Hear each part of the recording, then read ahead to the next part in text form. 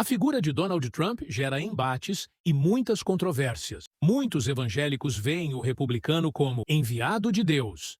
Em um centro de convenções na Flórida, na noite da eleição, com uma fileira de bandeiras americanas ao fundo e uma multidão jubilante à sua frente, Donald Trump declarou: "Muitas pessoas me disseram que Deus poupou minha vida por um motivo, e esse motivo foi salvar nosso país e restaurar a grandeza da América." Essa foi uma das mensagens mais marcantes de sua campanha eleitoral, a ideia de que ele havia sido escolhido por Deus. No entanto, mesmo antes do atentado contra sua vida, em 13 de julho, em Butler, na Pensilvânia, milhões de americanos já se sentiam guiados pela fé a apoiar o ex-presidente. Alguns enxergaram a eleição em tons apocalípticos, comparando Trump a uma figura bíblica. Em um programa cristão, o televangelista Hank Kunneman descreveu a situação como uma batalha entre o bem e o mal, e acrescentou: "Há algo em Trump que o inimigo teme.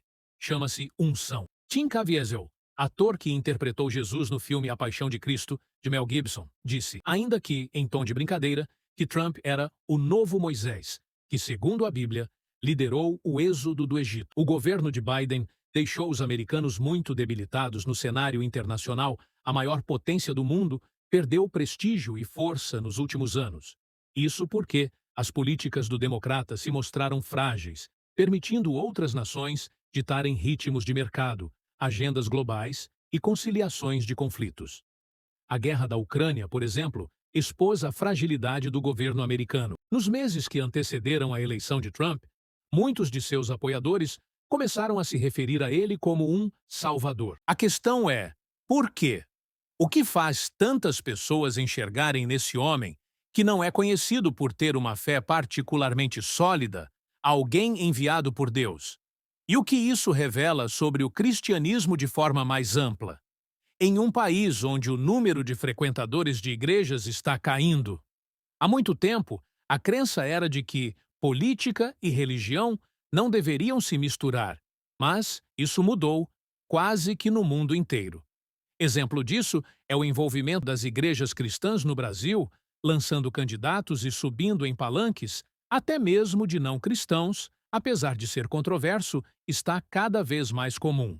Até mesmo passagens bíblicas são usadas para defender a nova prática. O reverendo Franklin Graham, um dos evangelistas mais conhecidos dos Estados Unidos e filho de Billy Graham, considerado por muitos o pregador mais famoso do país, é um dos fiéis apoiadores de Trump. Ele está convencido de que o presidente eleito foi escolhido por Deus para esta missão. O atentado sofrido por Trump e como saiu praticamente ileso, para ele é sinal da proteção divina. E mesmo questões levantadas sobre o caráter de Trump, incluindo acusações de má conduta sexual e seu suposto caso com uma atriz de filmes adultos, além do julgamento relacionado ao pagamento de silêncio, não abalam a convicção de Graham. Lembre-se de quando Jesus disse à multidão: "Aquele que estiver sem pecado, atire a primeira pedra." E aos poucos, todos começaram a ir embora. "Todos nós pecamos", afirmou ele.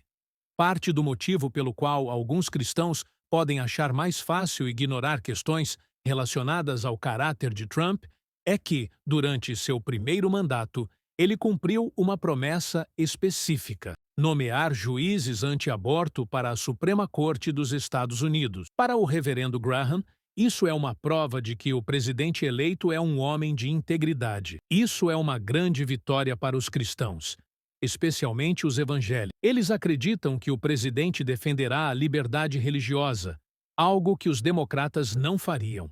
A escolha de Mike Huckabee como embaixador em Israel já sugere que a fé poderá influenciar parte da política externa. Evangélicos americanos, incluindo Huckabee, estão entre os mais fervorosos defensores de Israel.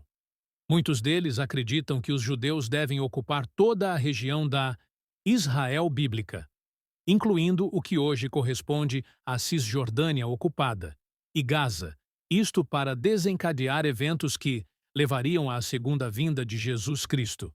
Mas Trump não é uma unanimidade entre cristãos.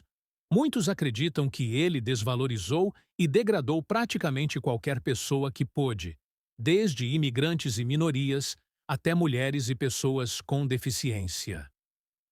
Conservador branco republicano que ignora o caráter é simplesmente hipócrita.